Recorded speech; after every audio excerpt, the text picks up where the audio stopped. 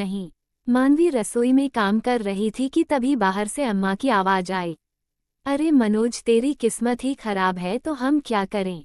लोगों की पत्नियां तो अपने पति को इतना परेशान देखकर उसकी परेशानी दूर करने के लिए खुद ही अपने पैरों पर खड़ी हो जाती है, और एक तेरी बीवी है जिसको ये तक नहीं दिखता कि तू कितना परेशान है। अम्मा, ये अचानक क्या हो गया तुम्हें? अभी तक तो शांति से बैठी हुई थी। मनोज ने पूछा। अरे, तुझे परेशान देखकर मेरा जी भर आता है। आखिर मैं एक माँ हूँ, पर मैं इस उम्र में क्या ही कर सकती हूँ। पर पति पत्नी का संबंध तो जन्म जन्म का होता है। फिर तुझे परेशान देखकर तेरी पत्नी का दिल क्यों नहीं पसीजता? अम्मा, क्या बोलना चाहती हो साफ साफ बोलो ना। बात को घुमा फिरा क्या रही हो? ऐसा क्या कर दिया मानवी ने अब? अरे, तेरी पत्नी तेरे साथ कंधे से कंधा मिलाकर नहीं चल सकती है क्या? देख तेरी भाभी को, कितनी मेहनत करती है। तेरा भाई सुदेश भी कमाता है और साथ ही उसकी पत्नी भी। आज दोनों कितने खुश है। बच्चों को कितने बड़े स्कूल में भेजा है उन्होंने। साथ ही घर में नौकर काम करता है। कितने आराम से जिंदगी बीत रही है उनकी। पत्नी तो उसे ही कहते हैं जो पति के कंधे का बोझ बराबर बांट ले। और ये तेरी पत्नी को देख ले, इसको घर में रहकर ऐशो आराम करने से ही फुर्सत नहीं है। जब पता है कि अकेले तेरे कंधे पर इतना बोझ है तो क्या नौकरी नहीं कर सकती? पढ़ी लिखी तो ये भी है, तू भी कुछ नहीं कहता उसे। अम्मा बस भी करो, क्या बोले जा रही हो तुम? और वैसे भी नौकरी करना नहीं करना मानवी का डिसीजन है। भला मैं क्या उसे जबरदस्ती कहूँ नौकरी करने के लिए? वैसे भी अभी तन्मय छोटा है, भला उसे छोड़कर कहाँ नौकरी करने जाएगी? अरे, काहे का छोटा है, 3 साल का हो चुका है। उसका भी तो स्कूल में एडमिशन करवाना है। क्या बड़ी बहू के बच्चे नहीं हैं? एक नहीं बल्कि दो है। वो भी तो नौकरी कर रही है। ये तो सब काम ना करने के बहाने हैं। लोगों के तो जूते घिस जाते हैं। इसे अपने आप नौकरी मिल रही है, लेकिन ऐसा नहीं कि किसका फायदा तो उठाए। दोनों माँ बेटे आपस में बात किए जा रहे थे। वही मानवी भी चुपचाप रसोई में खाना बना रही थी और ऐसे रिएक्ट करती रही जैसे उसने कुछ सुना ही ना हो। जानती थी ये तो दोनों माँ बेटे का रोज का था, और जब से मनोज के ऑफिस में नौकरी के लिए जगह बनी है, बस तब से ये मुद्दा हर रोज उठने लगा है। दोनों ही चाहते हैं कि मानवी ये नौकरी कर ले, पर वो हाँ ही नहीं कर रही थी। आखिर उसे भी ये सब देखते हुए 5 साल हो चुके थे। बहू की कमाई तो इन लोगों को अच्छी लगती थी, पर उसकी जिम्मेदारी को कोई बांटना पसंद नहीं करता था। उसकी जब शादी हुई थी तो घर में अम्मा जी, उनका बड़ा बेटा सुदेश और उसकी पत्नी मधु थे। साथ ही उनके 2 जुड़वां बच्चे नेहा और प्रिंस थे। छोटा बेटा मनोज और बेटी पिंकी थे। मध्यम वर्गीय परिवार था। मनोज की दुल्हन बनकर वो इस घर में आई थी। बहुत जल्दी ही मानवी को समझ में आ गया था कि मधु की स्थिति घर में अच्छी नहीं थी। वो अक्सर थकी हुई सी रहती थी।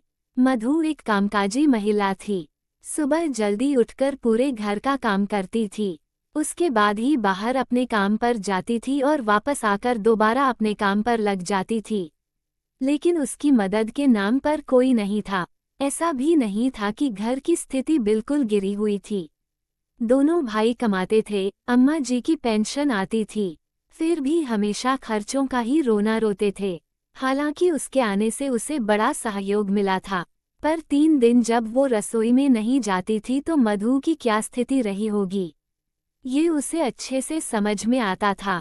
अम्मा जी तो सुबह उठकर अपने नित्य कर्म पूजा पाठ वगैरह में लग जाती और उसके बाद बैठकर सिर्फ हुक्म बजाती। पिंकी अपनी पढ़ाई का बहाना कर अपने कमरे में जाकर बैठ जाती। दोनों भाई सुबह 7 बजे तक उठते और फिर चाय नाश्ता तैयार होकर 8:30 बजे तक अपने ऑफिस रवाना हो जाते। यहाँ तक कि बच्चों को भी कोई स्कूल के लिए तैयार नहीं करता था। भाभी का मायका भी पास में ही था। स्कूल के बाद ऑटो वाला बच्चों को नानी के घर पर ही छोड़ आता था और फिर नानी ही अपने दोनों नाती नातिन को संभालती। जब मानवी ने इसका कारण पूछा तो मधु ने कहा कि यहाँ बच्चों को कोई संभाल नहीं पाता। इसलिए ऑटो वालों को कह रखा है कि दोनों बच्चों को नानी के घर पर छोड़ दो। शाम को आते समय मैं ले आऊंगी। और फिर नानी दोनों बच्चों का होमवर्क भी करवा देती है तो मुझे काफ़ी मदद मिल जाती है। लेकिन इतना काम का बोझ मधु भाभी धीरे धीरे बीमार रहने लगी थी। उस समय मानवी प्रेग्नेंट हो गई। प्रेगनेंसी में थोड़े कॉम्प्लिकेशंस थे, इसलिए काम का बोझ दोबारा मधु पर आ गया। पर फिर भी कोई मदद नहीं करता। आखिर एक दिन जब वो टूटी गई तो उन्होंने अपना घर अलग कर लिया। उस समय घर क्या, रिश्तेदारी में भी उनकी बहुत निंदा हुई थी। पर मानवी उनके लिए खुश थी। अब जब भी मिलना होता तो वो मानवी को यही कहती, मानवी तुम कम से कम दोहरी जिम्मेदारी मत जीना, वरना जिंदगी को जी नहीं पाओगी। इन्हें पैसा चाहिए पर जिम्मेदारी नहीं। मैंने जो बेवकूफ़ी की तुम मत करना।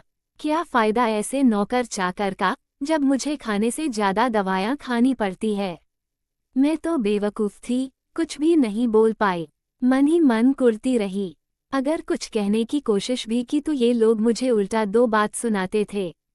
और मैं बेवकूफ़ गुस्से में आकर और ज़्यादा काम करने की कोशिश करती थी। और अपने शरीर को बीमारियों का घर बना लिया। पर तुम कम से कम अपने लिए स्टैंड जरूर लेना। खैर इधर मानवी को चुपचाप अपना काम करता देखकर अम्मा जी बोली, छोटी बहू तू क्या कान में रुई डालकर बैठी है? क्या तुझे मेरी बात सुनाई नहीं दे रही? अरे तेरा पति इतना परेशान रहता है, कोल्हू के बैल की तरह बस कमाता रहता है ताकि हम सब की ज़रूरतें पूरी हो। पर तू है कि इसका साथ ही नहीं देती। क्या फ़ायदा तेरे इतने पढ़े लिखे होने का? अम्मा जी भला मुझे नौकरी की क्या ज़रूरत है? मेरा पति सही तो कमाता है, घर खर्च करने के बाद भी सेविंग तो हो ही जाती है। फिर भला मुझे कमाने की क्या ज़रूरत है? सब कुछ तो ठीक है। मानवी जवाब देते हुए बोली, कैसी औरत है तू? तू नहीं चाहती क्या कि तेरा बच्चा भी बड़े स्कूल में पढ़े, घर में सारी सुख सुविधा हो? तुम दो लोग मिलकर कमाओगे तो कितना पैसा आएगा घर में? घर में नौकर चाकर काम करेंगे, घर में पड़े पड़े क्या रोटी तोड़ती रहती है? अम्मा जी तुनकते हुए बोली। उनकी बात सुनकर मानवी बोली, अरे अम्मा जी जरा समझो तो सही। मेरा बेटा बड़े स्कूल में ना जाकर छोटे स्कूल में चला जाएगा, लेकिन सिलेबस तो वही पढ़ेगा, ज्ञान तो उसका भी अपनी कक्षा के अनुसार ही होगा। घर में सुख सुविधा की आप बात कर रहे हो तो ऐसी ना सही कूलर ही सही। मुझे तो कूलर की हवा में मस्त नींद आती है। 56 इंच का एलईडी ना सही, 42 इंच का एलईडी ही सही। वैसे भी मुझे तो टीवी देखने का इतना खास शौक नहीं। फुली ऑटोमेटिक वॉशिंग मशीन ना सही, सेमी ऑटोमेटिक तो है। उसके साथ साथ मेरे हाथ चलते भी रहते हैं और मेरी एक्सरसाइज भी हो जाती है। और नौकर चाकर की ज़रूरत क्या है? मैं सारे काम खुद से कर तो लेती हूँ, और मेरे घर का काम मुझसे बेहतर नौकर चाकर तो नहीं कर सकते। हेलो दोस्तों, अगर आपने अभी तक मेरे चैनल को सब्सक्राइब नहीं किया है तो कर दें, वीडियो को लाइक करें और अधिक से अधिक शेयर करें। धन्यवाद। अरे ये सब तो आलसी औरतों के बहाने होते हैं जो घर में पड़े पड़े ऐशो आराम की जिंदगी जीने की आदी हो जाती है। तुम जैसी औरतें कभी आगे नहीं बढ़ सकती जो हमेशा ये सोचती कि पति कमाए और औरतें उनकी कमाई पर घर चलाएं। तुम जैसी औरतें पति को पैसा कमाने की मशीन समझती हैं, पर खुद कभी गृहस्थी को चलाने के लिए कोई योगदान नहीं दोगी। अरे और भी तो औरतें करती है, तू क्या अनोखी है? अम्मा जी चिढ़ते हुए जानबूझकर ऐसा बोली, ये सोचकर कि मानवी चिढ़कर ही सही गुस्से में घर के बाहर तो निकलेगी और नौकरी करेगी जैसे बड़ी बहू ने किया था। पर मानवी जानती थी कि ये सब ये जानबूझकर बोल रही है। अम्मा जी जिनकी मजबूरी है उनका तो मैं क्या ही कह सकती हूँ, पर अपने घर में तो ऐसी कोई मजबूरी नहीं कि मैं दोहरी जिम्मेदारी उठाऊं। तभी मनोज बीच में बोला, अम्मा तुम भी किसे समझा रही हो? इसे कोई फर्क नहीं पड़ने वाला। पति जान ही दे पर ये कभी मदद नहीं करेगी। परिवार में योगदान का मतलब इस पता कहाँ है? इसे तो बैठे बिठाए सब कुछ मिल रहा है। उसकी इस बात का मानवी को बुरा बहुत लगा। उसने उसी समय पलट कर कहा, सही कहा आपने, आखिर क्यों करूं मैं नौकरी? बताओ मुझे, क्या मुझे भाभी जी की स्थिति का नहीं पता? जब वो नौकरी करने जाती थी और अपने बच्चों को अपने मायके छोड़कर जाती थी। आप में से किसी ने कहा कि बच्चों को घर पर ही छोड़ जाया करो, हम जिम्मेदारी संभाल लेंगे। सुबह 4 बजे उठकर वो घर का सारा काम करके जाती थी और वापस आकर दोबारा घर के कामों में लग जाती थी। लेकिन अब लोगों से इतना नहीं हुआ कि उनकी मदद कर दो। वो आज भी कमा रही है, नौकर चाकर रख रखे हैं, लेकिन आज उनका शरीर बीमारियों का घर हो चुका है और उसके पीछे जिम्मेदार आप लोग हो। मुझे जानबूझकर कोल्हू का बैल बनने का शौक नहीं है, जो बाहर जाकर कमा करके भी लाओ और फिर घर के सारे काम भी करो। दोहरी जिम्मेदारी में पीसने का मुझे शौक नहीं है, क्योंकि योगदान का मतलब आप लोग नहीं जानते। आप कमाते हो तो आप लोग घर के काम में हाथ लगाना तक पसंद नहीं करते हो।